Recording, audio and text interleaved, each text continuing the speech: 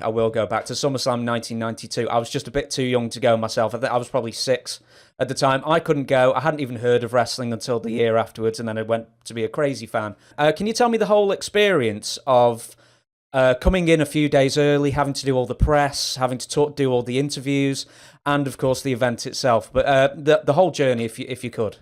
That was like the 70,000 people, right? Yeah, 80. 80,000 people, holy mackerel. Yeah, and that was, you know what I remember the most of all that, of everything, is the Road Warrior Hawk with his bicycle. He ran into somebody, I think, or he was having a hard time. He was drunk or something. I don't know. He was messed up, but he couldn't get it. He was hitting everybody with his bike. That's the funniest thing I remember of the whole thing. You know, you talk about a bad time of being drunk, you know, like 80,000 people and a big show like that. But to be honest with you, who was I working with on that show? Oh, I Was wish it Davy Boy? Was it Davy Boy? No, I don't know. No, that was Brett. Jim Duggan, the Bushwhackers defeated the Mountie and the Nasty Boys. Okay, I knew Jim Duggan was in there. Yeah. That was awesome. You know what?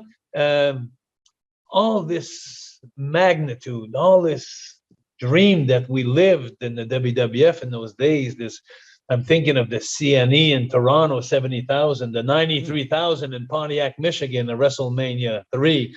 I'm thinking of all these things that we lived are like a dream, because, you know, when you're in it, you're in the groove, you work, you travel, you lose your bags, you're jet lagged, you eat bad food every country you go, but you're surviving, you're in a surviving mood, and you're on the road 25 days a month, you miss your kids.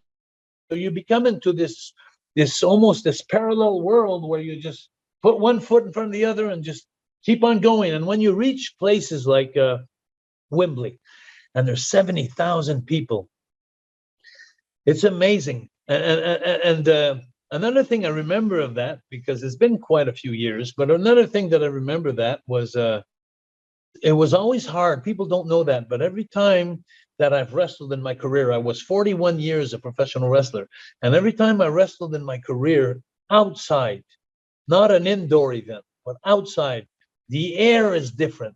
You blow up. I don't know if you understand the expression about blowing up. Yeah, you're exhausted. You're drained of energy.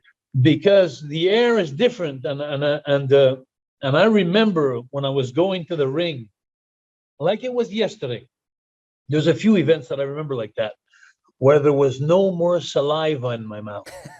I was so freaking nervous, you know, and seeing 70,000 people, you know, and it's like, I remember trying to tie my boot, my laces are like jumping, you know, on my hands, just because I was nervous, because, but yeah, those are the great places that I've been through. And Wembley, it was awesome.